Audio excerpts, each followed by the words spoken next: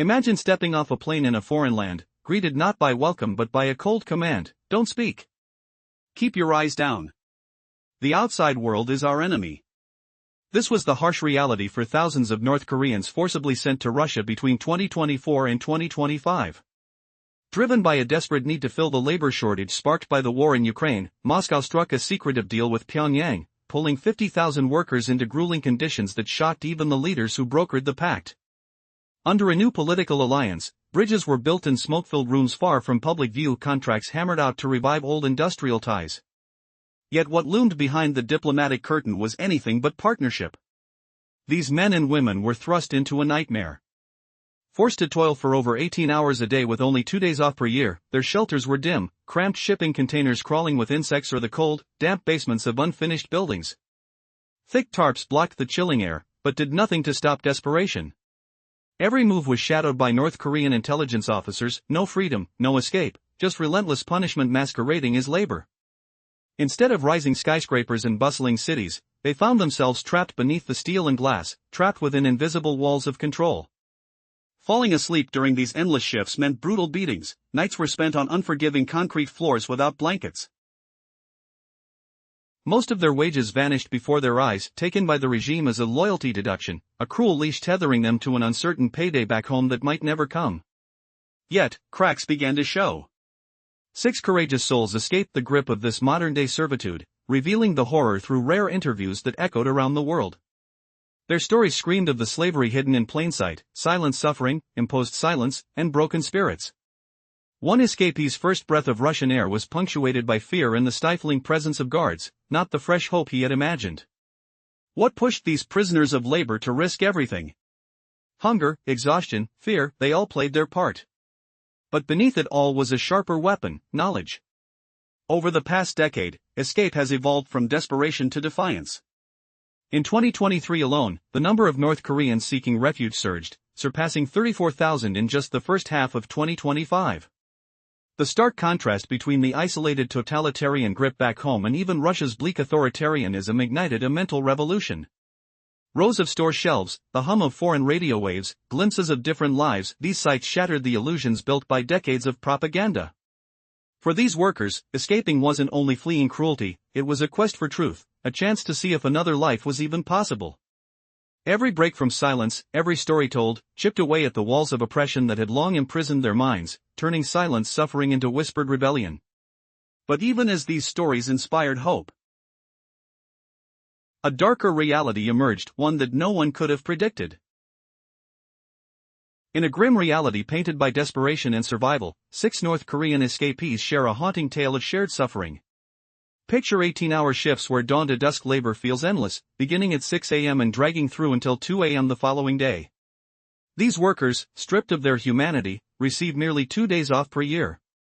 Their nights are marked by eerie silence, lying on cold concrete floors without a single blanket, crammed into decrepit shipping containers or unfinished basements. This isn't a construction site, it's a prison, a hidden hell. Their wages, meager and shackled by a loyalty deduction paid to the regime, serve as a cruel reminder of their bonds. Claims of future payments hold no substance, merely a ghostly promise tethering them to the North Korean authorities.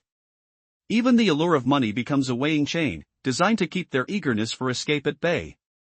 Yet, despite this chilling control, a few defy the despondency.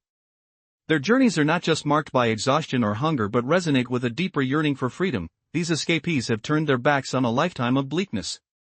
For the first time in years, hope flickers as South Korean government reports indicate that after a pandemic-induced lull, more North Koreans are escaping. By mid-2025, over 34,000 have reached their safe haven, reflecting a growing tide of defiance against oppression. Numbers alone do not capture this awakening, it's the stark duality of their worlds that drives them, the suffocating totalitarian grip of North Korea against the muted openness of Russia. In North Korea, life is stripped to its bare bones. Here, the state dictates every morsel of food, every place of work, and even matters of the heart. With a class system designed to crush ambition from birth, known as Songbun, many find themselves trapped in a caste with no hope of rising.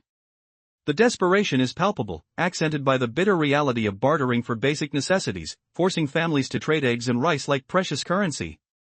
Those clinging to the ability to question face dire consequences, reinforcing a cycle of silence and fear.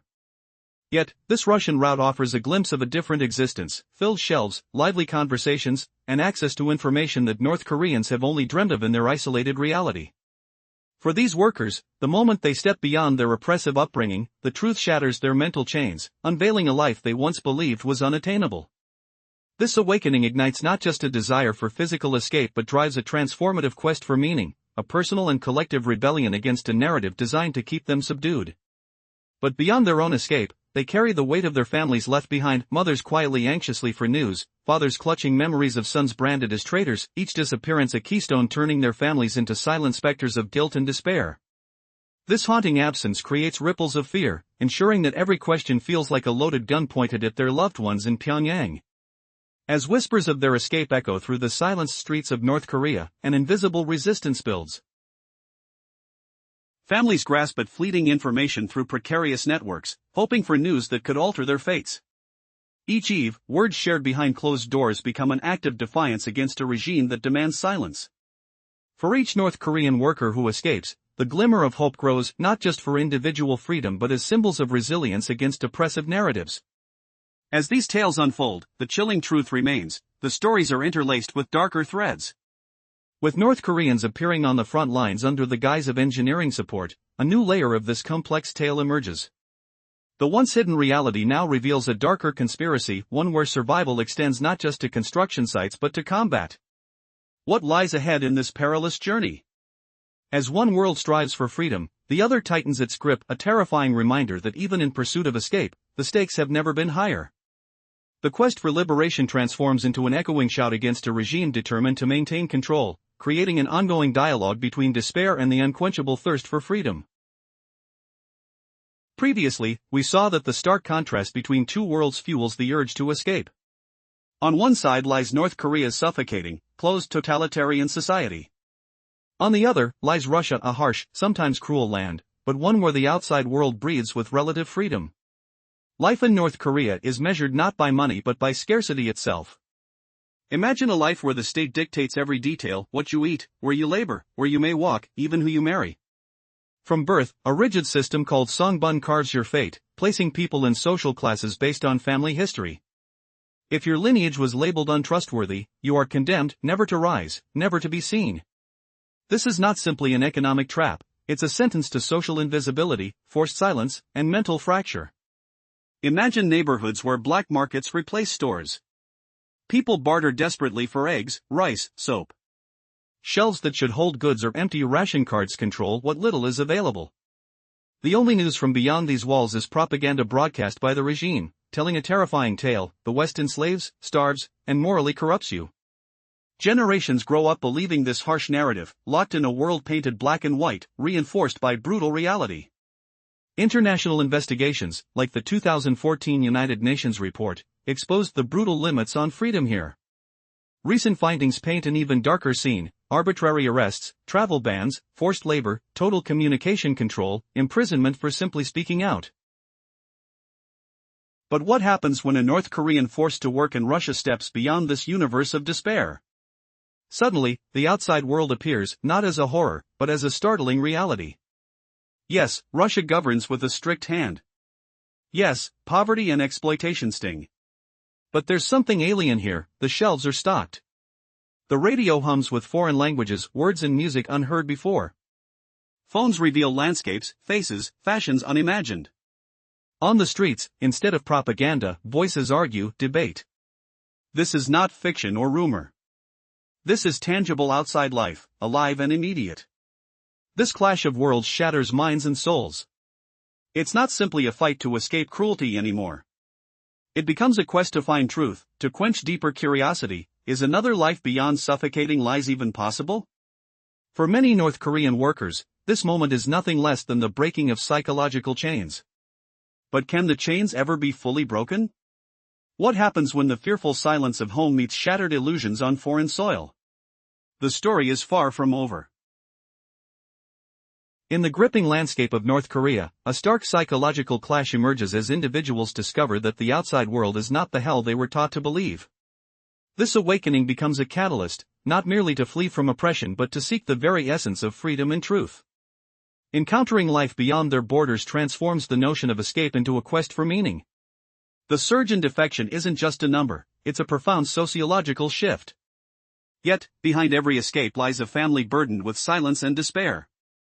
As North Koreans abandon their construction jobs in a foreign land, their loved ones remain trapped in Pyongyang, enduring a haunting absence that becomes a suffocating silence. A mother, laden with worry over her son's fate, faces peril should she dare to seek answers. In a land where even questions can lead to dire consequences, such inquiries become unspoken dangers for her and for him. When a mother in Pyongyang attempts to reach the authorities to discern her son's whereabouts after he vanished in Russia, her call echoes into a void, leaving her with nothing but the chilling silence of unanswered fears. This uncertainty breeds a state of psychological turmoil. Reports from international human rights organizations unveil chilling insights into the fates of those who have vanished. Dozens of workers, once full of life, are now marked as ghosts of a regime's control, having disappeared into the opaque depths of North Korea's oppressive system. Men arrested in the dark of night become mere statistics, their families left to navigate a world steeped in confusion and dread. Each disappearance is not just a void in human existence but a shattering blow to the fabric of their families. The weight of missing loved ones casts shadows over their households, where whispers replace conversations and suspicion hangs thick in the air. Neighbors glance sideways, their curiosity tinged with fear. Children are subtly questioned, their innocence marred by an atmosphere of unease. In North Korea, safety lies in invisibility. The less one speaks, the lesser the risk. Hence, any act of defiance manifests as silent resistance, building up like an echo against the impenetrable walls of a regime intent on control. It's an unsettling yet powerful truth: each family waits in hope, the absence of their loved ones transforming into a quiet rebellion against despair. In the depths of this struggle, every escaped worker becomes a beacon of possibility, a representation of the yearning for freedom, and an indomitable spirit challenging the grip of a state that seeks to erase them. In a world where the shadows of oppression loom large, the stories of those trapped in North Korea's invisible chains resonate deeply. Families torn apart by fear bear the scars of loss. When a worker vanishes, the silence left behind is deafening. Fathers have been taken one morning, never to return. Brothers branded as traitors at tender ages become symbols of their family's collective despair. But this absence transcends the physical, it nests in the hearts and minds of those left behind. Imagine living under the unyielding gaze of state surveillance, where every whisper carries the weight of potential punishment. A mother, terrified yet determined, clings to hope amidst the shadows. Her eyes scan the streets for news, her heart heavy with anxiety for her son, missing in a foreign land. The absence of information fuels a culture of silence, where the safest choice is invisibility. Questions remain unasked, risks avoided, and each moment stretches into an unending wait. Families of missing workers share fragile connections, attempting to uncover their loved ones' fates. Those who escape to distant shores try to send secret messages back home, battling against the oppressive tide of censorship. Each whispered hint of seeing a loved one in Vladivostok becomes a guarded family secret, lasting for months, quietly sustained by a palpable longing. While no loud outcry erupts from within these homes, a silent resistance brews, quietly shaking the very foundation of one of the world's most repressive regimes. A mother never forgets her son's name. Holding on to it even without the sound of his voice reverberating in her ears. A father cherishes a letter left behind by a son deemed a traitor, clinging to it through years of uncertainty. For families like these, each fleeing worker symbolizes a flicker of hope, a dream that someday they will reunite. Their escapes are more than mere flights to freedom, they are cries against a regime that strives for total control. Yet beneath this resilience lies a darker reality. Reports indicate that North Koreans, once laborers in construction, are now found on the front lines, armed and ready. The signs of this transition emerged in late 2024 when intelligence briefings revealed the deployment of North Korean military units to Russia, disguised as engineering support, positioned perilously close to the conflict. With each escape and whispered rumor, the walls of silence begin to crack. Who will rise to challenge the suffocating grip of tyranny? Will the stories of those who yearn for freedom break through the oppressive barriers? As families wait for news that could change their lives forever, a powerful movement is brewing, one that could ultimately shatter the iron-fisted rule of an entire nation. In the shadows of a fractured world, a shocking revelation emerges: North Korean soldiers are not just toiling in labor camps. They have now stepped onto the battlefield, joining forces in an unprecedented alliance with Russia. This twist unveils a grim reality where oppression and war intertwine, pushing the limits of human endurance. But what does this truly mean for both nations and the lives caught in the crossfire? As the political landscape shifted dramatically, whispers of North Korean military units being deployed to Russia first surfaced in the fall of 2024. The South Korean National Intelligence Service unearthed unsettling truths about these soldiers masquerading as engineers. They were not merely providing support, they were embedded directly behind enemy lines, ready to confront conflict head-on. In October of that year, the Ukrainian Ministry of Foreign Affairs escalated this narrative by revealing the identities of three high-ranking North Korean generals, Kim Yong-bak, Ri Chong-ho, and Sin Kungum-cha. These men served dual roles as military leaders and ideological enforcers, overseeing the deployment of North Korean forces in this foreign land. An even grimmer picture unfolded as image analysts dissected satellite footage from Russia's Far East. Troops clad in North Korean military attire were spotted by military installations, along with the construction of temporary barracks designed to house thousands. What was most jarring was the confirmation that these soldiers were not simply guarding construction sites, they were escalating human conflict, delivering ammunition, and even engaging in direct combat. By March 2025, intelligence indicated that tens of thousands of North Korean personnel had settled in Russia. Yet, the cost of this agreement was steep. Approximately 4,700 had suffered casualties, with a tragic tally of at least 600 lives claimed in the chaos of war. The dark underbelly of this pact between Kim Jong-un and Vladimir Putin reveals a tragedy masquerading as cooperation, leaving many fighting for survival amidst a brutal new reality. What lay beyond the safety of those barbed wires and heavy boots? As conditions grew increasingly dire, would the human spirit find a way to escape, even in the midst of warfare? The haunting question remains, how much longer can oppression hold its grip before the tides of resistance rise? In our previous exploration, we uncovered the harrowing lives of North Korean laborers in Russia, where their rights are stripped, and they endure extreme conditions. With thousands of workers sent to build a workforce under duress, we revealed the alarming toll, 600 dead and many wounded.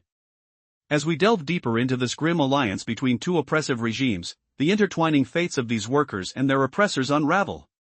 The bond between Vladimir Putin and Kim Jong-un extends beyond mere politics and military strategy. It reaches into the very core of human suffering, exploiting labor in ways unimaginable. North Koreans, confined to a life of relentless drudgery in Russia, describe conditions that feel like prisons without walls. With the peril of escape growing by the day, both leaders find themselves in a precarious position, their grip on power challenged. Interviews with escapees provide a chilling insight into their ordeal. The staggering reality reveals 18-hour work shifts, brutal monitoring by supervisors, and wages systematically siphoned away for state loyalty. For many North Koreans, this isn't just about fleeing terrible living conditions, it's about experiencing freedom for the first time and realizing a world that lies starkly in contrast to their own. This newfound awareness is the very thing unsettling the calculated plans of both the Kremlin and Pyongyang. Imagine, for a moment, the psychological clash these workers face upon seeing the outside world. The shelves are stocked with goods, conversations are free-flowing, and for the first time, they might actually dream of a life beyond their harsh reality. What does this newfound insight mean for the future of these regimes? Can the iron grip of control withstand the fire of awakening? This escalating awareness fuels the risk of rebellion, igniting an insatiable thirst for freedom that threatens the delicate balance these leaders strive to maintain. As whispers of defiance grow louder, the dire reality for these individuals and their families left behind in North Korea adds layers to this already complex narrative. The psychological scars of separation and surveillance create an environment steeped in fear. When even asking questions can lead to dire consequences, what does it mean for families desperately seeking information on their missing members? The silence surrounding these stories often reverberates through generations, creating a legacy of loss and longing. Each missing worker leaves behind not just a void but a haunting uncertainty for their families. Yet, with every escape, there emerges a faint glimmer of hope, a possibility, perhaps, that one day they might see their loved ones again. However, a darker dimension emerges as well. Reports indicate that North Koreans are not only engaged in labor but may also be actively involved in military operations on the front lines. This alarming revelation, confirmed by intelligence sources, introduces a new layer of complexity to the narrative. Are these workers simply cogs in a vast machine of oppression, or is there more at stake? As we delve deeper into this unfolding saga, a shocking connection emerges: the deployment of North Korean military units into Russia, cloaked under the guise of engineering support, unleashing consequences that could reshape power dynamics in the region. How far will the alliance between these two authoritarian regimes go in their quest for domination? As the realities of life and death become intertwined in this precarious game of power, the tension continues to mount. The struggle for freedom is not just a fight for individual lives but a battle that stands to challenge the very foundations of oppression. Will the cries for justice be enough to shatter the silence? Or is the end of this story yet to unfold in a way that no one anticipates?